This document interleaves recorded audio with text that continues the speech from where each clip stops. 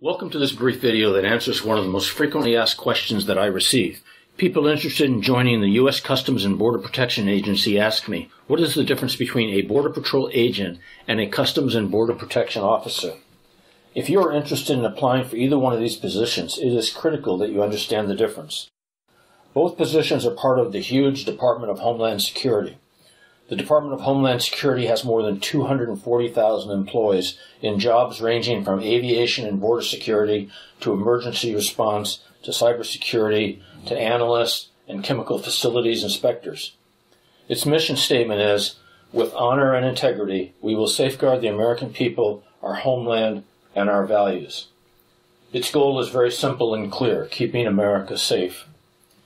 In addition to lots of support organizations, there are 7 major field operations that report to the Department of Homeland Security. The Transportation Security Administration, or TSA, these are familiar to you. These are the guys who check passengers at airports.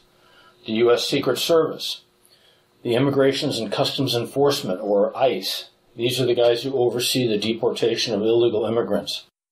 The Federal Emergency Management Agency, or FEMA, that responds to natural disasters.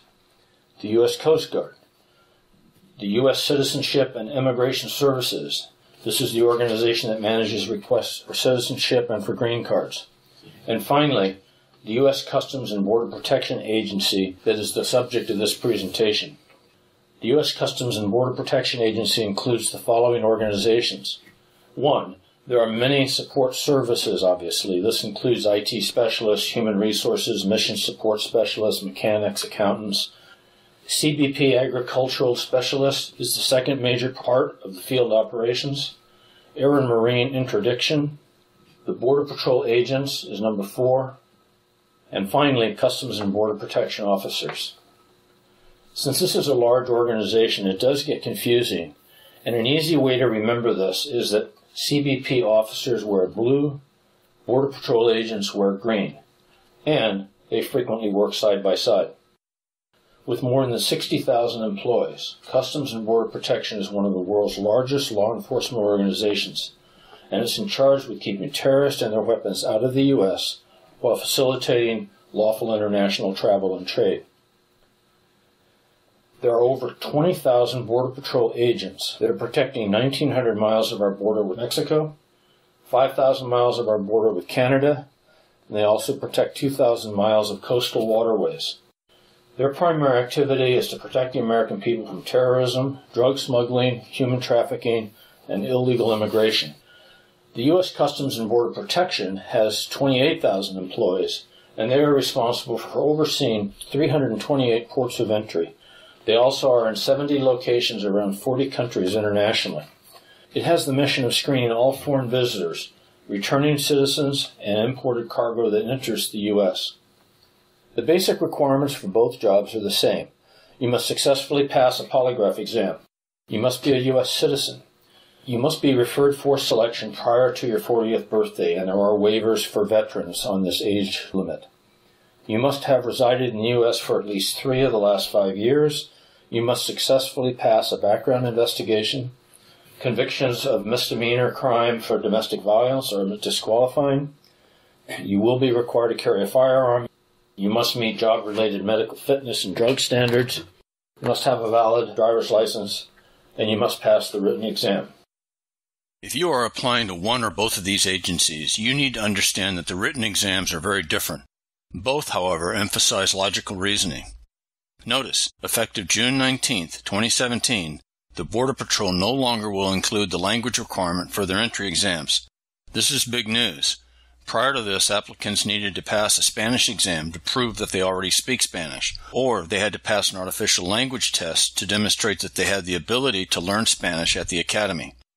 These 2 exams are no longer required. This is a big change and part of the Customs and Border Protection Organization's efforts to increase the hiring effectiveness for Border Patrol agents. The change does not affect Customs and Border Protection officers. It is well known that the Border Patrol has had trouble filling its job openings over the past several years. Many people felt that the fallout rate for candidates taking the polygraph test was the main problem and recommended that the polygraph be dropped. However, Congress has big concerns about dropping the polygraph, as there are many bad guys trying to break into the ranks for purposes of committing criminal acts, like smuggling and so forth. So for the time being, the polygraph remains a critical step in the hiring process. It is my guess that they reasoned this way. By dropping the requirement to speak Spanish, they greatly increase the number of candidates who can now apply.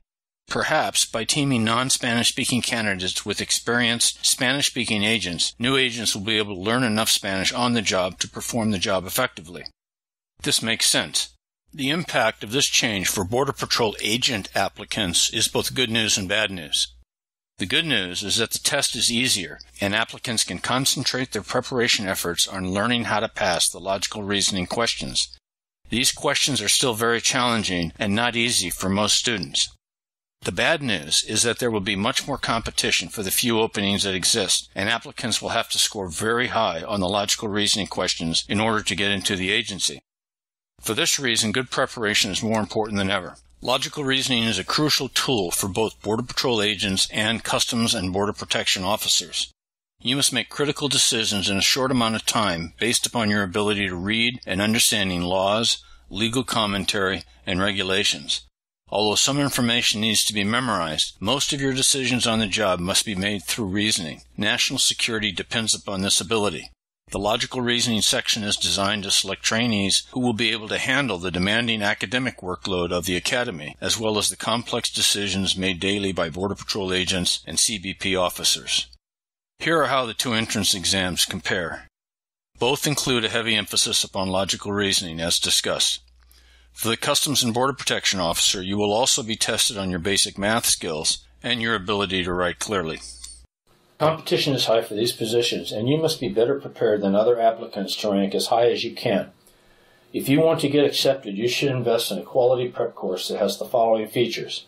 It should have in-depth lectures that are engaging and entertaining. It should provide you with hundreds of practice questions. Once you pass the written exam, you want your course to include advanced courses on how to pass the polygraph, the psych exam, and the oral interview. It should have a one-time fee and give you unlimited use. And, very importantly, you should have one-on-one support available to you from an expert in the field. The best prep courses on the market are by Sergeant George Godoy, obviously. To learn more about this prep course, click on the link with the badge. To subscribe to my YouTube channel, click on the logo with my image. On the right, you will find a playlist of additional videos that I have published regarding law enforcement entrance exam preparation. Thanks for watching.